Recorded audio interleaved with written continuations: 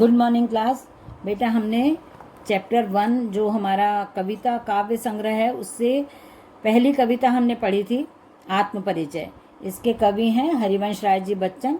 वो भी मैंने आपको एक्सप्लेन किया है। ये कविता हमारी पिछली क्लास में मैंने आपको आत्मपरिचय, जिसमें कवि ने जीवन के बारे में, जीवन के सच्चाई के बारे में या जीवन को वो किस रूप में देखते हैं उसके बारे में बताया था।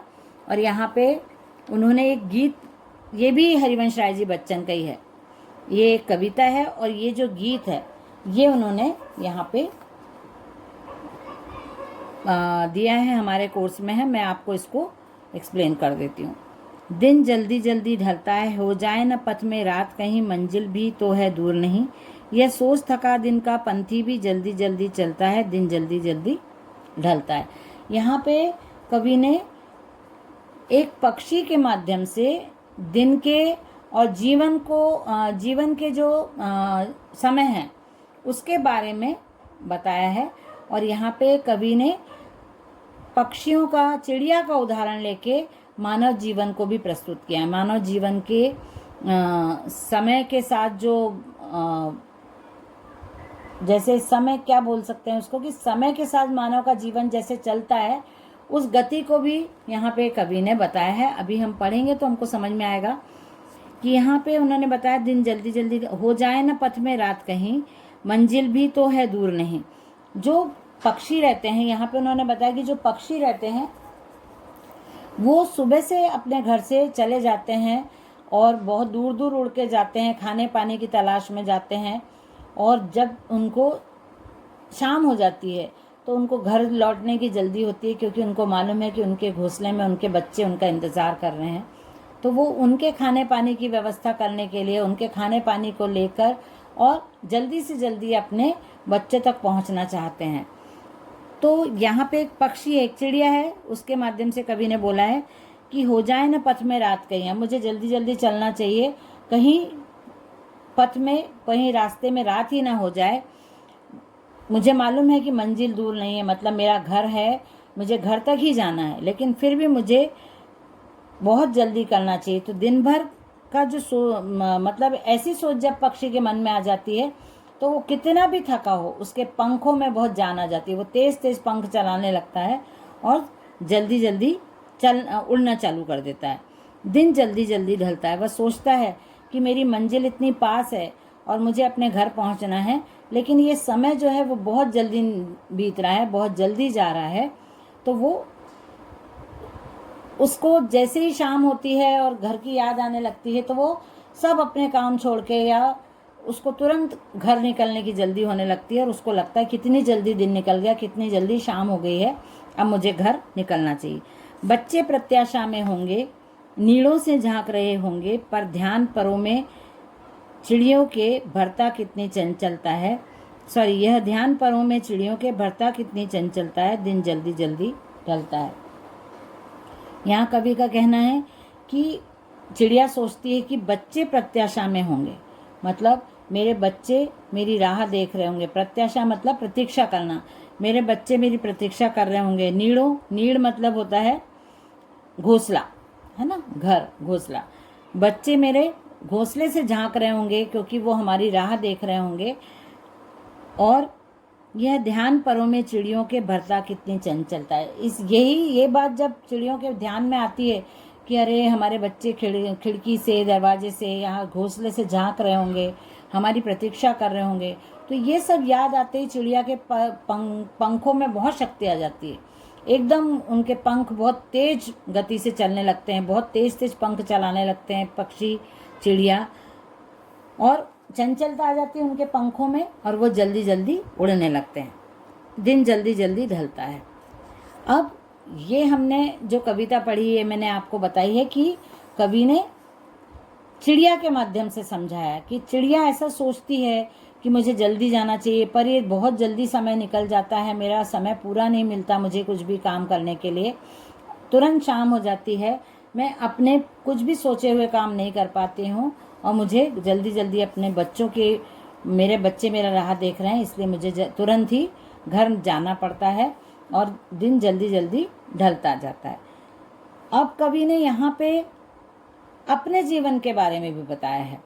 मुझसे मिलने को कौन विकल, मैं हूँ किसके हित चंचल। अब कवि ने अपने आप के बारे में यहाँ पे बताया कि जिस प्रकार चिड़िया बहुत विकल है घर जाने के लिए, बहुत आतुर है, बहुत जल्दी जल्दी करती है, लेकिन मेरे लिए उन्होंने अपने लिए बताया कि मेरे लिए कौन कौन मुझसे मिलना चाहता है, कौन मेरी रास्ता देख रहा है, किसके लिए मैं जल्दी जल्दी चलूं, किसके लिए मेरा मन चंचल होगा, किसके लिए मुझे घबराहट होगी कि नहीं मुझे बहुत समय बीत गया है, मुझे चलना चाहिए, मेरे घर पे बच्चे इंतज़ार कर रहे हैं, मेरे घर से लोग मेरे बारे में चिंतित होंगे, या मुझे काम करना है पूरा जाके, या उनको खाना खिलाना है। यह प्रश्न शिथिल करता पद को भरता और मैं वहलता है। ये प्रश्न जब मेरे दिमाग में आता है कि कौन मेरा रास्ता देख रहा होगा, मैं क्यों जल्दी जल्दी चलूं, ये प्रश्न जब मेरे मन में आता है तो मेरे चलते हुए कदम भी बहुत शिथिल हो जाते हैं, बहुत वीक हो जाते हैं, बहुत धीमे हो जाते हैं, और मेरे में जो ऊर्जा रहती है काम करने की, चलने की, वो बहुत धीमी हो जाती है। मैं बिल्कुल डल हो जाता हूँ जब मैं सोचता हूँ कि मेरे लिए क्यों मैं इतना जल्दी जल्दी करूँ, क्यों मैं भाग भाग के चलूँ, क्योंकि मेरा कौन रास्ता देखने वाला है। दिन जल्दी जल्दी ढलता है। अब यहाँ पे ये मैंने आपको बताया कि कवि क्या सोचते हैं और एक चिड़िया का क्या सोचना है। यहाँ पे कवि का जीवन के माध्यम से भी उन्होंने इस कविता को बताया है कि जिस प्रकार समय रहता है, दिन जल्दी जल्दी ढलता है, मतलब जो हमारा जीवन है वो भी दिन प्रतिदिन आगे, समय किसी के लिए नहीं रुकता। ये कवि का कहना ये है कि समय किसी के लिए नहीं रुकता। जीवन जो आप संसार में आए हो तो सब कुछ समय के अनुसार चलता जाएगा, आपके लिए कोई भी नहीं समय रुकेगा। तो जब जो भी मनुष्य हैं जिनके ऊपर जिम्मेदारियां हैं, जो किसी के पिता हैं, किसी के भाई हैं, या जो भी बच्चा भी है वो अपने घर की परिस्थिति को देखता है, उसके ऊपर यदि कोई रिस्पॉन्सिबिलिटी है तो वो अच्छे से समझते हैं कि उनको क्या क्या काम करने हैं। वो हमेशा यही सोचता है कि अरे कितनी जल्दी दिन निकल गया। जैसे जनरली हम लोग क्या सोचते हैं, कल कर लेंगे, परसों कर लेंगे, लेकिन जो समय बीत जाता है वो काम की यदि काम आप समय पे करते हो तो आपको बहुत अच्छे काम के रिजल्ट मिलते हैं, लेकिन जब कम समय में आप बहुत ज़्यादा काम करते हो तो उसके रिजल्ट भी उतने अच्छे आपको नहीं मिलते हैं। तो इसलिए कवि ने यहाँ पे बोला कि दिन जल्दी जल्दी ढलता है, मतलब समय जल्दी जल्दी निकलता है, और यदि हम अपने कामों को समय पे पूरा नहीं करते जाते तो वो काम हमारे अधूरे रहते हैं और हमको समय बहुत कम निकलता। हम बोलते हैं कितनी जल्दी समय निकल गया, कितने जल्दी एक महीना बीत गया, कितनी जल्दी एक साल बीत गया, क्योंकि हमारे ऊपर जो जिम्मेदारियां हम उनको पूरी करते करते बहुत सारी जिम्मेदारी बहुत हमारे काम अधूरे रह जाते हैं, और इस वजह से हम सोचते हैं कि अरे कितनी जल्दी टाइम निकल जाता है। मंजिल उन्होंने ये भी, मतलब जैसे जीवन के माध्यम से एक व्यक्ति की व्यथा को भी बताया है कि वो सोचता है कि मेरे को मालूम है कि मुझे क्या काम करना है, मंजिल भी तो है दूर नहीं, मुझे मेरी मंजिल मालूम है, जीवन का उद्देश्य मालूम है, लेकिन फिर भी मुझे समय क्यों कम पड़ता है। जबकि मैं सोचता हूँ कि मुझे, और जब मेरे मन में, जब व्यक्ति के मन में विचार आता है कि समय कम है, मुझे जल्दी करना है, मेरे बच्चे घर पे इंतज़ार, जैसे हम कोई भी, आपके फादर भी ऑफिस जाते हैं तो आपको शाम को वेट करते हो आप लोग कि हाँ पापा अब आने वाले हैं, तो ये पापा के मन में भी विचार आता होगा ना कि हाँ जल्दी घर पहुंचना चाहिए, मेरे बच्चे मेरा इंतज़ार कर रहे हैं, या घर पे कोई वेट कर रहा है। तो ये सब सोच के भी ऐसे ही मनुष्य को लगता है कि मेरी अब इतनी उम्र हो गई, मुझे इस उम्र तक ये काम कर लेना चाहिए, आगे आने वाले समय में अपने बच्चों की जिम्मेदारियों को उनको पूरा करना पड़ता है, बच्चों को पढ़ाना लिखाना पड़ता है। तो व्यक्ति हमेशा काम करता रहता है, अपनी रिस्पॉन्सिबिलिटीज़ पूरी करता रहता है, लेकिन वो हर समय यही सोचता है कि दिन जल्दी जल्दी ढलता है, मतलब समय बहुत जल्दी निकलता जाता है। तो ये यहाँ पे कवि ने एक चिड़िया के माध्यम से और अपने स्वयं के माध्यम से समय चक्र को बताया कि समय कभी किसी के लिए नहीं रुकता। हमको सब पता है कि क्यों घर जल्दी जाना है, क्यों जल्दी काम खत्म करना है, काम समय से होना चाहिए, लेकिन फिर भी यदि हम कुछ काम छोड़ देते हैं तो वो समय हमारे लिए नहीं रुकता। और यहाँ पे कवि ने आखिरी में मतलब ये बताया कि मैं क्यों घबराऊं, क्योंकि मैं तो किसी कोई मेरा रास्ता नहीं देख रहा है, कोई मेरी रिस्पॉन्सिबिलिटी नहीं है, तो मैं क्यों इतना डर रहा हूँ कि दिन जल्दी जल्दी ख़त्म हो जाएगा। ऐसा कवि ने यहाँ पे कहा है। और देखते हैं पीछे। अच्छा, ये ख़त्म हो गई यहाँ पे कविता। कविता के साथ अब यहाँ पे है अभ्यास, मतलब यहाँ पे आपको क्वेश्चन आंसर है।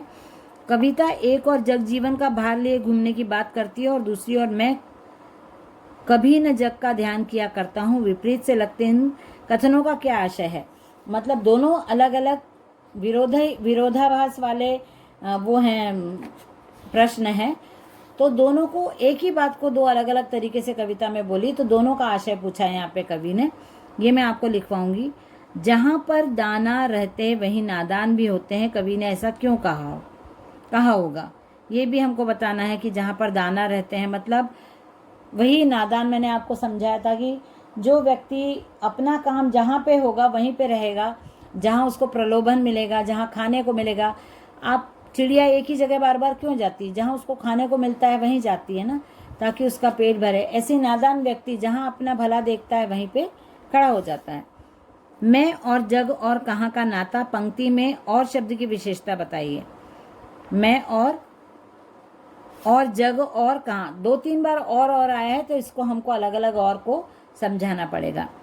शीतल वाणी में आग के होने का क्या अभिप्राय है।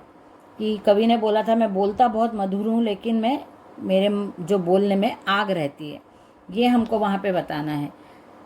बच्चे किस बात की आशा में नीड़ों से झांक रहे होंगे, ये अभी हमने जो गीत पढ़ा है उसमें से हम बताएंगे। उसमें से बच्चे आशावादी होते हैं कि उनके पेरेंट्स आएंगे, उनको खाना देंगे। इसी आशा में बच्चे अपने ज़रूरत पूरी करने की बात सोच के और अपने नीड़ों से झांकते रहते हैं कि अब हमको खाना मिलेगा, हमारे पेरेंट्स आएंगे, हमारा ध्यान रखेंगे, हमारे लिए क्या लाएंगे। ये सब आशा बच्चों को रहती है। दिन जल्दी जल्दी ढलता है कि आवृत्ति से कविता की किस विशेषता का पता चलता है। कविता की यही विशेषता है से पता चलता है ना कि भाई समय किसी के लिए नहीं रुकता, समय बहुत मूल्यवान है और समय बहुत बलवान है। तो वो समय बीतता जाता है, आपको समय को पकड़ के काम करना पड़ेगा, समय आपके लिए नहीं रुकेगा। तो ये यहाँ पे कविता और पहला हमारा पूरा पाठ खत्म हो जाता है। इसमें कविता के आसपास संसार में कष्टों को सहते हुए भी खुशी और मस्ती का माहौल कैसे पैदा किया जा सकता है। और ये कुछ क्वेश्चन ही हैं इसमें जिनको हम कंप्लीट कर लेंगे। और महत्वपूर्ण बिंदु आपको हरिवंश राय बच्चन की कंप्लीट कर लेना है। और भी आपको जो इम्पोर्टेंट लगता है, कवि परिचय आपको पूरा पढ़ना है। कवि परिचय पढ़ने से ही आपको आगे जो आपका वो रहेगा ऑब्जेक्टिव वगैरह, वो आप क्लियर कर पाओगे।